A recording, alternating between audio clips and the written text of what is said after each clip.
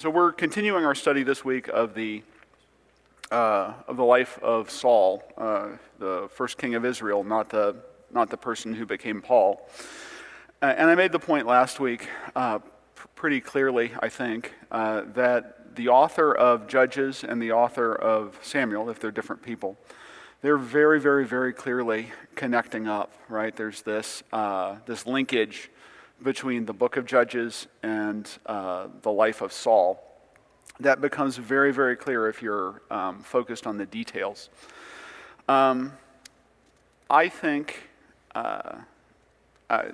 just to address the kind of big theme of the Old Testament, those of you who've been in my class before have probably heard this, but I feel like my calling sometimes is to hammer people over the head with the Old Testament because I just love it so much, and we preach so much out of the New Testament, which of course is far more important in some ways. But I am convinced that if you cannot preach and teach the gospel out of the Old Testament, then you probably don't know anything about the gospel, and if you probably don't know anything about the Old Testament either in that case. The recurring theme in the Old Testament, I would argue, is that a man can do it. What I mean by that is this. You find in Genesis that the linkage or the relationship between God and man is sort of irrevocably broken, or it seems like that way.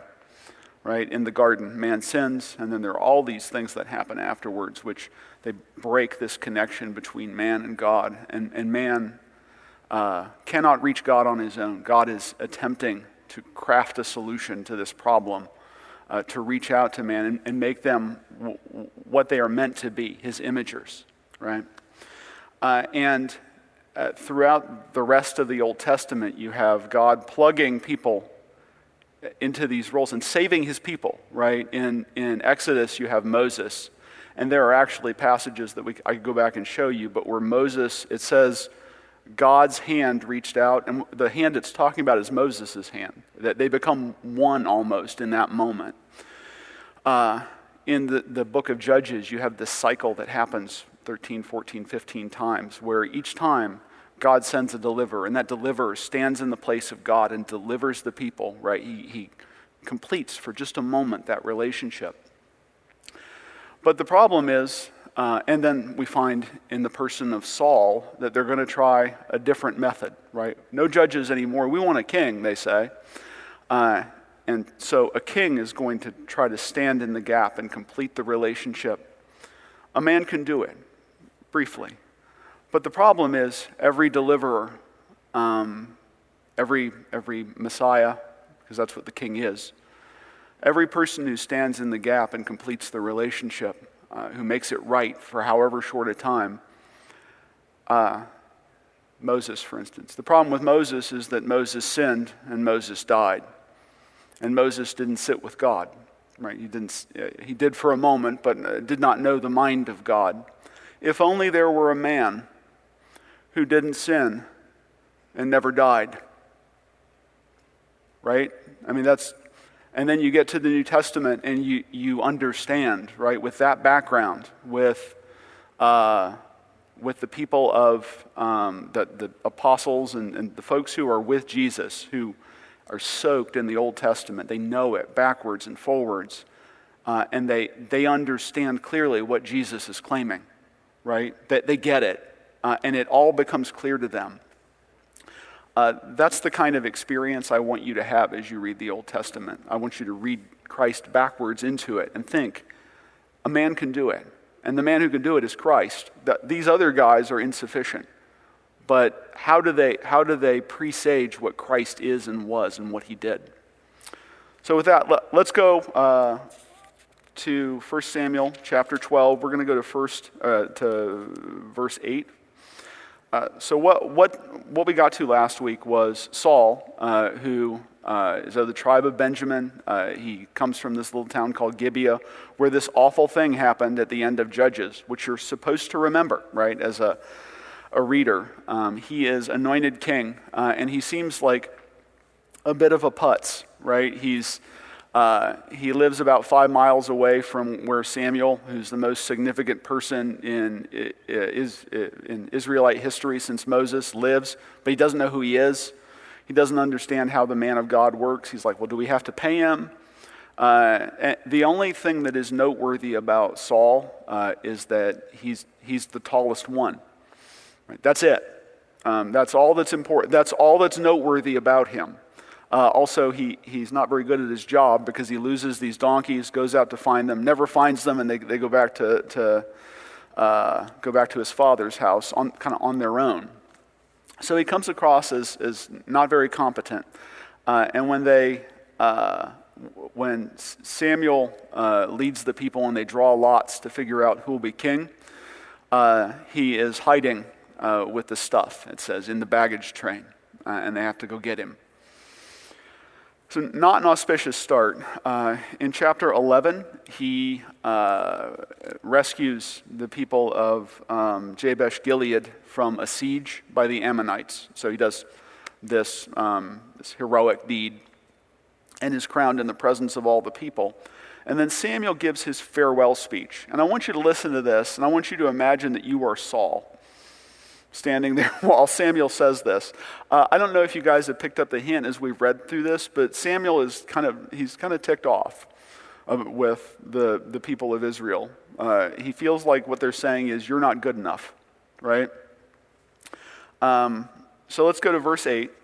And he said, this is, again, Samuel's farewell speech. It says, when Jacob was come into Egypt, and your fathers cried unto the Lord, then the Lord sent Moses and Aaron, which brought forth your fathers out of Egypt, and made them dwell in this place.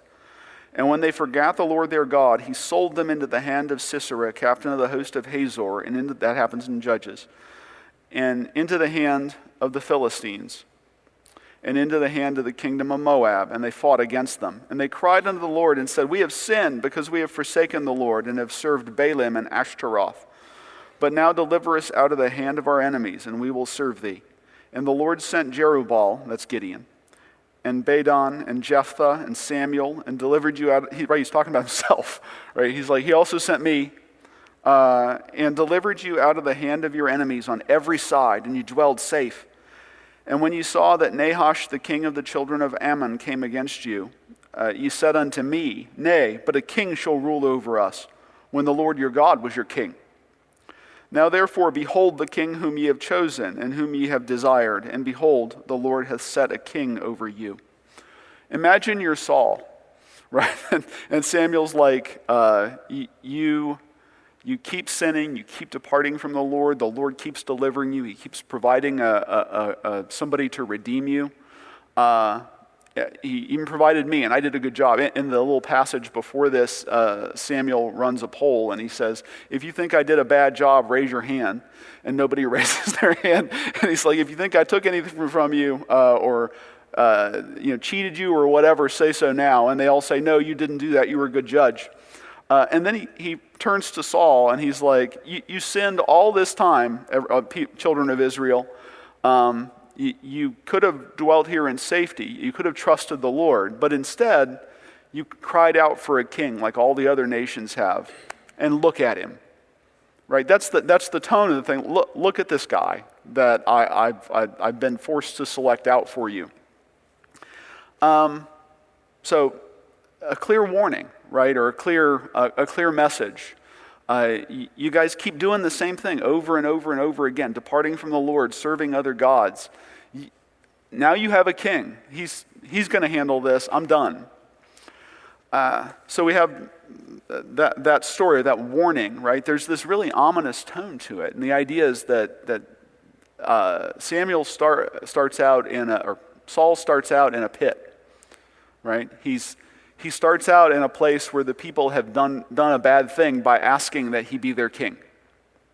And you have to think it affected him in some way.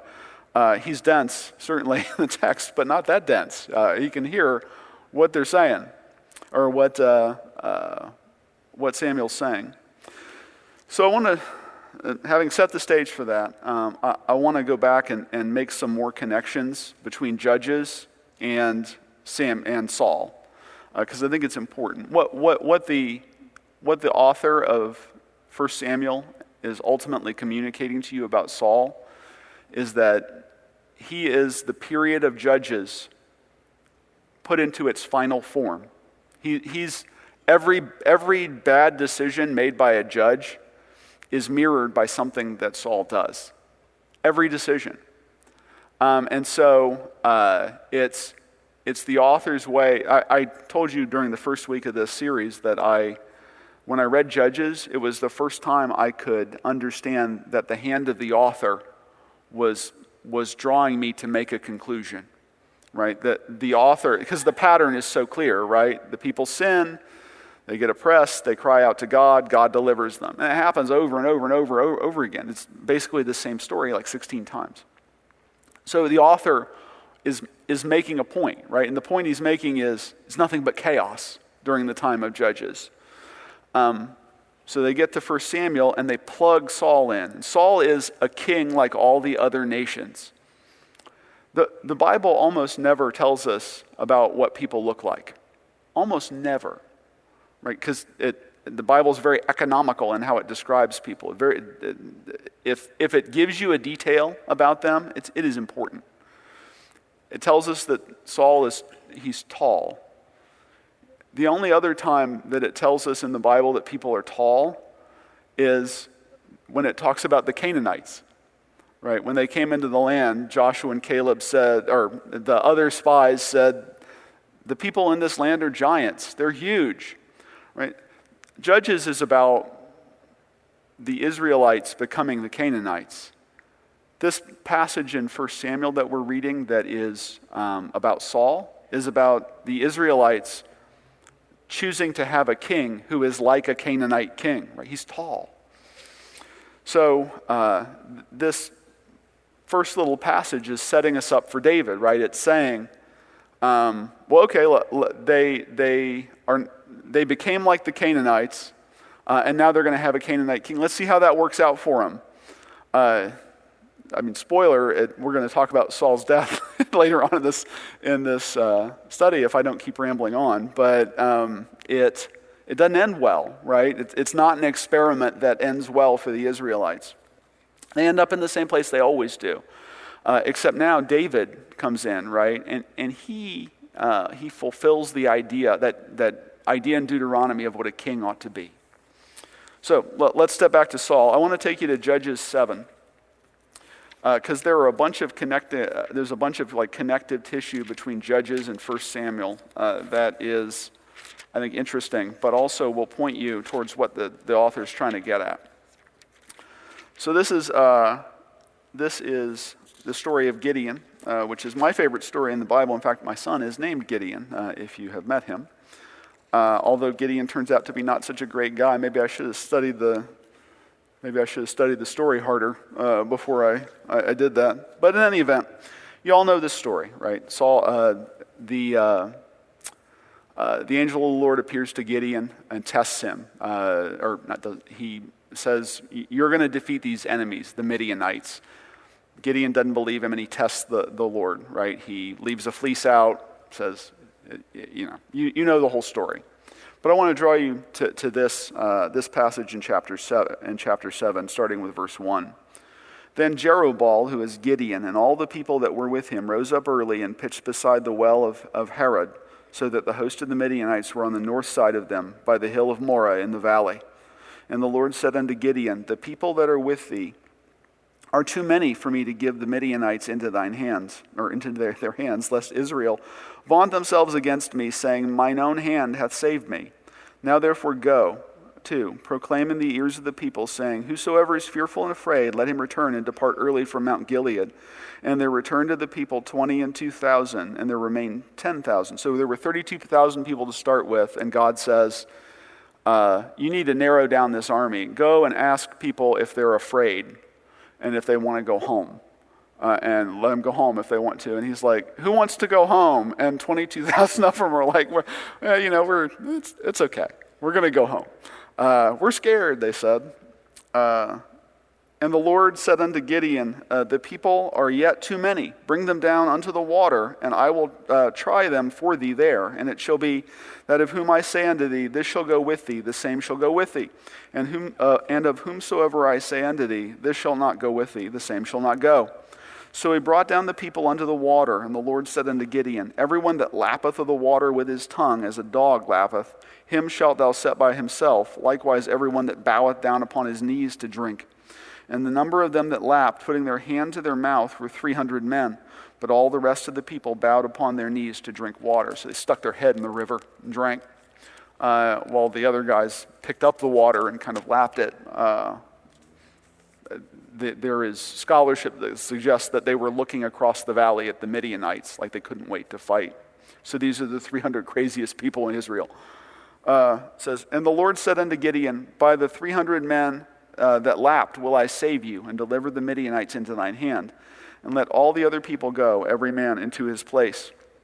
And I won't read the rest of the story, but you know it, right, from Sunday school and your own Bible reading, that the ultimate result is that Gideon defeats these Midianites with just 300 men. And they do it in this clever way, using fire and loud sounds. And so let's go to chapter 13.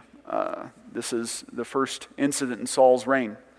It says, Saul reigned 1 year, and when he had reigned 2 years over Israel, Saul chose him 3,000 men of Israel, whereof 2,000 were with Saul in Michmash and in Mount Bethel, and 1,000 were with Jonathan in Gibeah of Benjamin. And the rest of the people he sent every man to his tent. Jonathan is Saul's son and a great folk hero in Israel.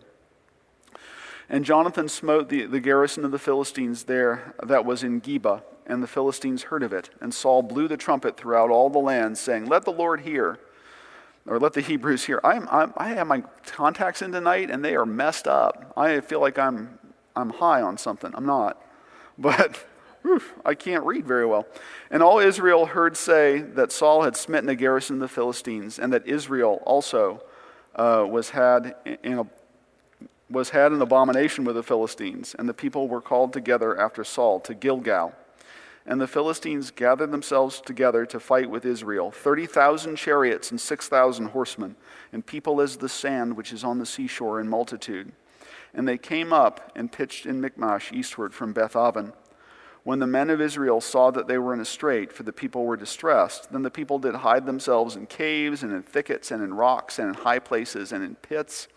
So both of those details are a lot like the story of Gideon. If we went back and read it, you would see that the Midianites are described as being like grasshoppers for multitude, like the sand on the seashore, right? Just like this army of Philistines. And the result of how many there are is that the children of Israel go hide themselves. They did the exact same thing in the story of Gideon. They went and hid themselves in rocks and dens. In fact, that's where the angel of the Lord finds Gideon, is he's in a wine press, which is like a little underground place. It says, and some of the Hebrews went over Jordan to the land of Gad and Gilead. As for Saul, he was yet in Gilgal, and all the people followed him trembling. And he tarried 7 days according to the set time that Samuel had appointed. But Samuel came not to Gilgal, and the people were scattered from him. Back in 1 Samuel 10:8, Samuel told him to wait for 10 days, or to wait for 7 days, and then he would come and do a sacrifice. And that would empower him to go forth in the name of the Lord and to defeat his enemies. And Saul said, bring hither a burnt offering to me and peace offerings. And he offered the burnt offering. What happened? He got impatient, right? He's like, tick-tock, Samuel, we got to get moving here.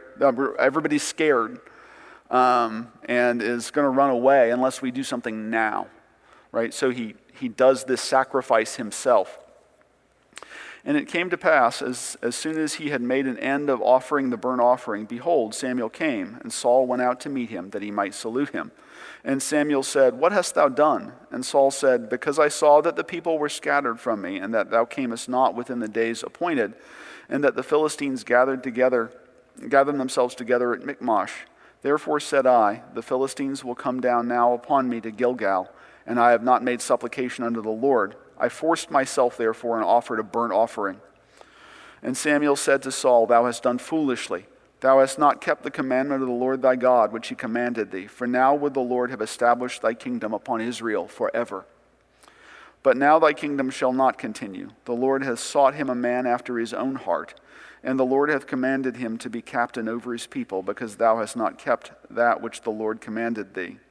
And Samuel arose and gat him up from Gilgal unto Gibeah of Benjamin. And Saul numbered the people that were present with him, about 600 men. So they're not defeated. We won't read on from here. But this recollects the Gideon story in a bunch of different ways, right?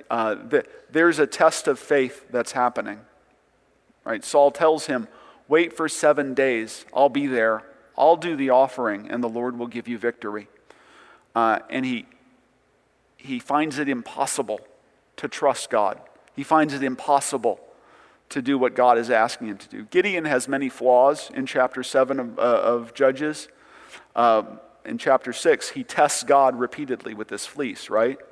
But when God tests him, he answers the call, right? He doesn't say, can I have the guys who dunk their head in the water instead? Because there's a lot more of them. There's like 10,000 of them.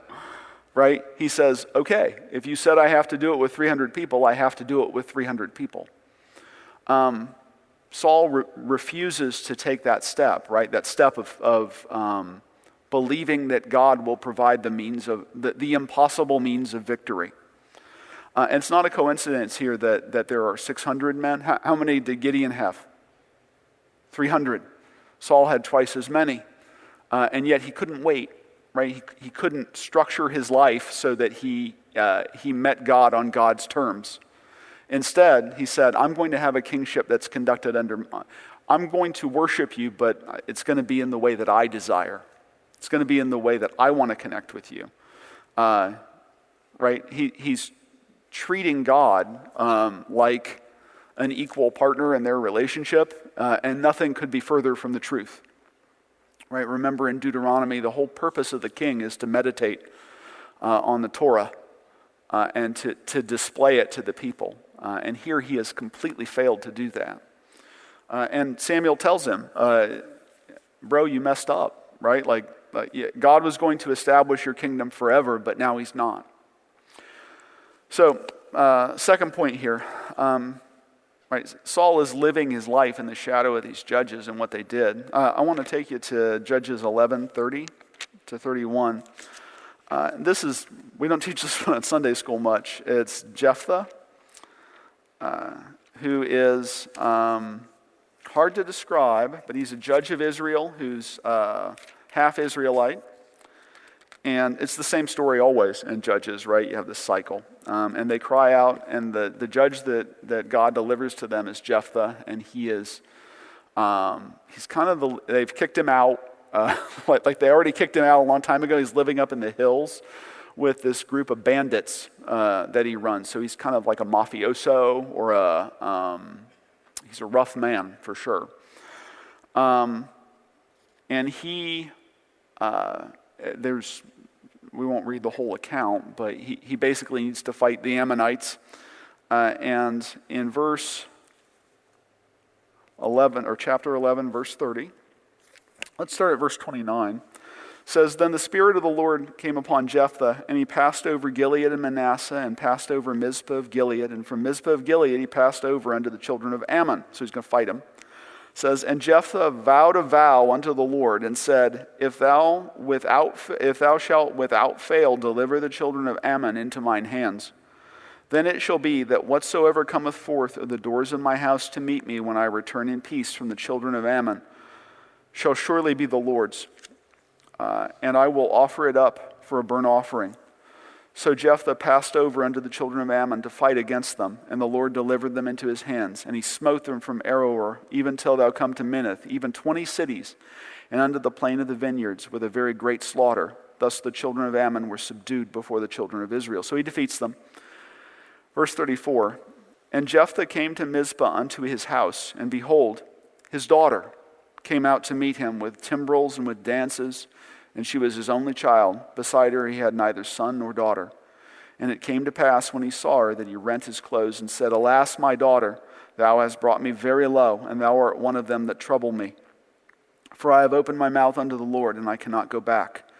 And then we read later that he did according to his vow. Now you will read all kinds of scholarship and hear all kinds of messages that say that somehow Jephthah got out of his vow, like his daughter went to serve the Lord in the temple, which we know happened occasionally, or she dedicated herself to a life without children or something similar. It's all hogwash. He killed her. He promised he was going to kill her, and he said, I can't go back on what the Lord told me to do, or what I told the Lord I would do, and then he did it. It says that right in the text. I don't see any way we can get around it. Why did he do that? Why did he do that? He's an idiot. But also, he did not, right? Remember, the pattern of Judges is not just that this cycle happens, it's that it's a spiral that goes downwards, right? Each judge is worse than and blinder than the last. He doesn't even know what kind of God he worships. Right? This is a practice that you would do for a God that the Canaanites worship, and the Israelites are becoming Canaanites in the book of Judges. So he made a vow and he satisfied it. Let's turn back. And you say, what's this have to do with Saul? Let's turn back to 1 Samuel chapter 14.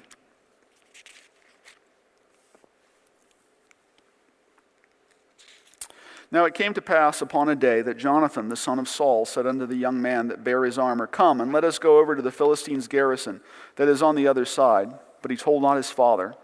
And Saul tarried in the uttermost part of Gibeah under a pomegranate tree which is in Migron, and the people that were with him were about 600 men. And Ahiah, the son of Ahitub, Ichabod's brother, the son of Phinehas, the son of Eli. This is a heck of a group of names there. The Lord's priest in Shiloh, wearing an ephod, and the people knew not that Jonathan was gone. And between the passages by which Jonathan sought to go over unto the Philistines' garrison, there was a sharp rock on the one side and a sharp rock on the other side. And the name of the one was Bozez, and the name of the other Seneh. The forefront of the one was situate northward over against Michmash, and the other southward over against Gibeah. And Jonathan said to the young man that bare his armor, Come, and let us go over unto the garrison of these uncircumcised. It may be that the Lord will work for us, for there is no restraint. Hang on, I'm sorry. So we won't read the rest of that, but basically he sneaks in and they kill all these Philistines. It's awesome. It's a great story. We're not going to read it, but it's very exciting. Let's go to verse 24 of this same chapter. And the men of Israel were distressed that day, for Saul had adjured the people, saying, Cursed be the man that eateth any food until evening, that I may be avenged on mine enemies. So none of the people tasted any food. The key point here is that Jonathan is gone. Right? Jonathan's away and nobody knows it. And all they of the land came to a wood, and there was honey upon the ground. And when the people were come into the wood, behold, the honey dropped, but no man put his hand to mouth, for the people feared the oath. But Jonathan heard not when his father charged the people with the oath. Wherefore he put forth the end of the rod that was in his hand, and dipped it in a honeycomb, and put his hand to his mouth, and his eyes were enlightened. Then answered one of the people and said, Thy father straitly charged the people with an oath, saying, Cursed be the man that eateth any food this day. And the people were faint. Then said Jonathan, My father hath troubled the land. See, I pray you, how mine eyes have been enlightened, because I tasted a little of this honey. I feel better because I ate. Right? That's what I'm going to be able to fight better because I ate. I'm not starving like all of you other losers. Right? How much more if haply the people had eaten freely today of the spoil of their enemies which they found? For had there not been now a much greater slaughter among the Philistines? We could all fight better if we were eating, he says. And they smote the Philistines that day from Michmash to Aijalon, and the people were very faint, because they hadn't eaten. And the people flew upon the spoil, and took sheep and oxen and calves, and slew them on the ground, and the people did eat them with the blood. Then they told Saul, saying, Behold, the people sin against the Lord in that they eat with the blood. And he said, Ye have transgressed. Roll a great stone unto me this day. And Saul said, Disperse yourself among the people, and say unto them, Bring me hither every man his ox, and every man his sheep, and slay them here, and eat. And sin not against the Lord in eating with the blood. So they were eating these animals raw. And all the people brought every man his ox with him that night, and slew them there. Saul built an altar unto the Lord. The same was the first altar that he built unto the Lord. And Saul said, Let us go down after the Philistines by night, and spoil them until the morning light, and let us not leave a man of them. And they said, Do whatsoever seemeth good unto thee. Then said the priest, Let us draw near hither unto God. And Saul asked counsel of God, Shall I go down after the Philistines? Wilt thou deliver them into the hand of Israel? But he answered him not that day. So, let's continue to read. 38. And Saul said, Draw ye hither all the chief of the people, and know and see wherein this sin hath been this day. For as the Lord liveth, which saveth Israel, though it be in Jonathan my son, he shall surely die. Do you see what's happening? The author is shaping a story, right? He doesn't say, this is just like Japheth, right? He doesn't say that. But he says, right, he's setting this up where Saul makes this stupid oath, right? Nobody can eat. I'll kill anybody that eats, right? And now he's redoubling it. He's saying, even if my son ate, if something's wrong and God hasn't answered me, I'm going to find the person who did this, and even if it's my son, I'll kill him. For as the Lord liveth, which saveth Israel, though it be in Jonathan my son, he shall surely die. But there was not a man among all the people that answered him. Then said he unto all Israel, Be on one side, and I and Jonathan my son will be on the other side. And the people said unto Saul, Do what seemeth good unto thee. Therefore Saul said unto the Lord God of Israel, Give a perfect lot. And Saul and Jonathan were taken, but the people escaped. And Saul said, Cast lots between me and Jonathan my son. And Jonathan was taken. Then Saul said to Jonathan, Tell me what thou hast done. So you get what's happening kind of mechanically here? He says, Who did this sin that caused the Lord not to answer me about whether I should attack the Philistines? He says, Even if it's my son, I'll kill him. And then he says, Well, hang on. I'll stand here with Jonathan and let's cast lots. Or like I imagine like the thing that comes with the board games where you spin it and the little arrow goes around. And they do that, right? And it points at Saul and Jonathan, and he's like, "Oh no, one of us is. You guys can go. We're going to spin this thing between the two of us." And they do it, and it lands on Jonathan, right? Because he ate. Then Saul said to Jonathan, "Tell me what thou hast done." And Jonathan told him and said, "I did but taste a little honey with the end of the rod that was in mine hand, and lo, I must die." Right? Because now he understands what his father promised. And Saul answered, "God do so and more also, for thou shalt surely die, Jonathan." And the people said unto Saul, "Shall Jonathan die, who hath wrought this great salvation in Israel?" Right? He went and attacked all these Philistines and got this whole thing started. "God forbid, as the Lord liveth, there shall not one hair of his head fall to the ground, for he hath wrought with God this day." So the people rescued Jonathan, that he died not. Then Saul went up from following the Philistines, and the Philistines went to their own place. So the author here is, right, he's setting up another comparison. You're supposed to say, Jephthah at least was effective, right? He didn't understand the God he worshipped. He didn't understand what he was supposed to do, but he saved the Israelites, right? God enabled him to do that. It says the Spirit of the Lord came upon him. Saul, on the other hand, he makes the same kind of stupid oaths, right? But is completely ineffective, right? Not only does he not understand the God, God's not going to be pleased if he kills his son, but he's not even able to effectuate his promise. He's not even able to do it. So he's standing in the shadow of these judges and falling short, even of the tainted example that they give. He's worse than the judges. He's the judges made into one person. So one more point along these lines, and then we'll wrap up. And gosh, I don't know if I can get to it. So look, I have two more points, but I'll skip to the last one. We're going to talk about Samson, and I only have a minor point here. So Judges 16, 17 to 19. And you all know the story of Samson, certainly, who continually failed God as a judge, right? He was like this violent sex addict who repeatedly failed God in a number of ways and defeated the Philistines, who were a perpetual enemy of the Israelites. But he did so while kind of sating his own lust, pursuing women, including Delilah, who ultimately betrayed him. And at the end of his life, or near the end of his life, he's captured by the Philistines, right? This great enemy. And in chapter 16, verse 17, we find him. Actually, I do want to read that. So this is when he's caught. It says, "Then he told her all his heart." He tells Delilah all his heart, and said unto her, "There hath not come a razor upon mine head, for I have been a Nazarite unto God from my mother's womb. If I be shaven, then my strength will go from me, and I shall become weak and be like any other man." Let's skip down to verse 21. "But the Philistines took him and put out his eyes, and brought him down to Gaza, and bound him with fetters of brass, and he did grind in the prison house. Howbeit the hair of his head began to grow again after he was shaven. Then the lords of the Philistines gathered them together for to offer a great sacrifice unto Dagon their god, and to rejoice. For they said, Our God hath delivered Samson our enemy into our hand. And when the people saw him, they praised their God, for they said, Our God hath delivered into our hands our enemy, and the destroyer of our country, which slew many of us. And it came to pass, when their hearts were merry, that they said, Call for Samson, that he may make us sport. And they called for Samson out of the prison house, and he made them sport.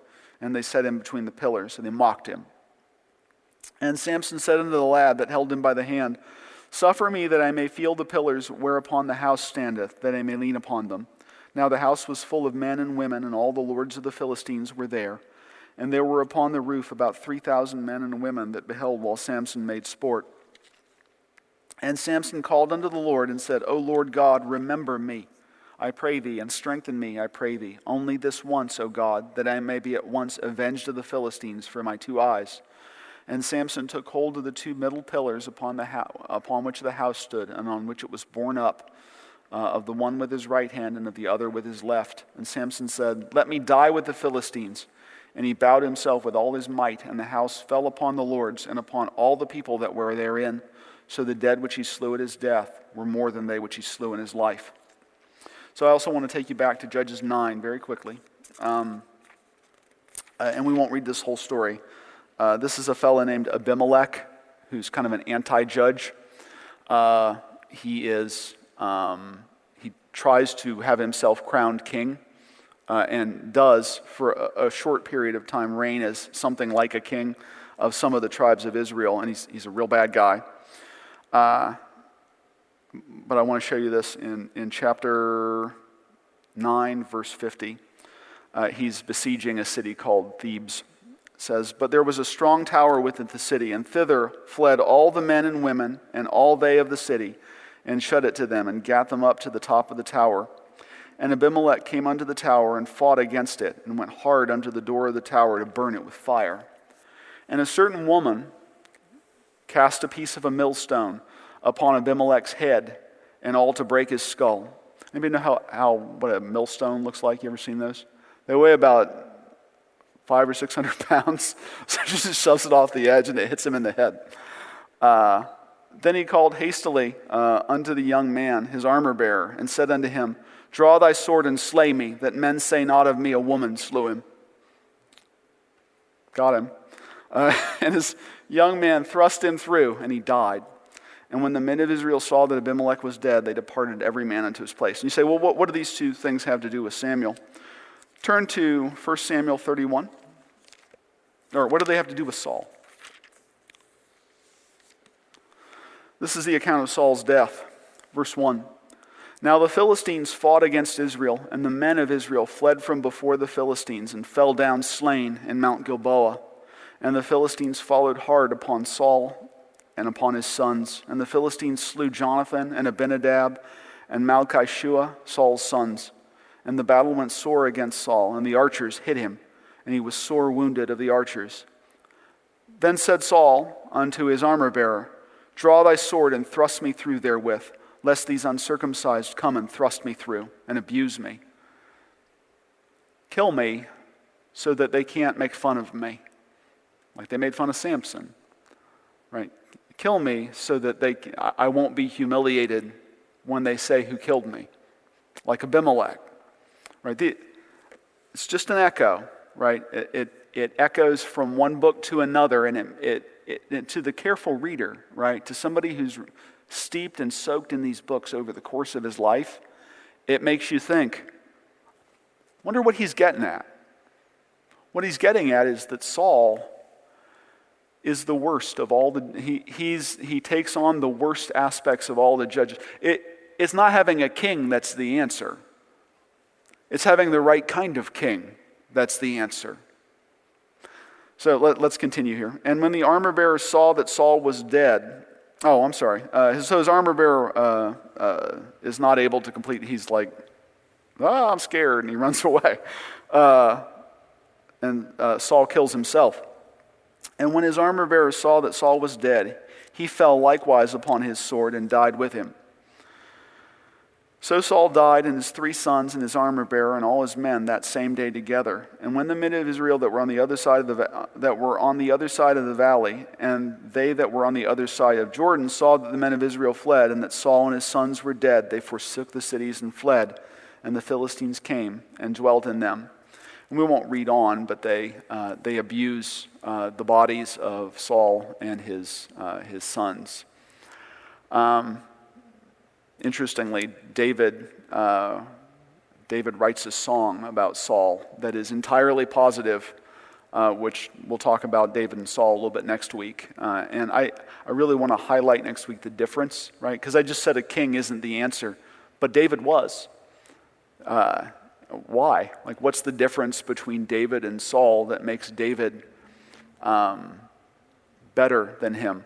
Because as we discussed in the first week, right, it's certainly not how they behave. David has all kinds of problems. His family's a mess. He's an adulterer and a murderer.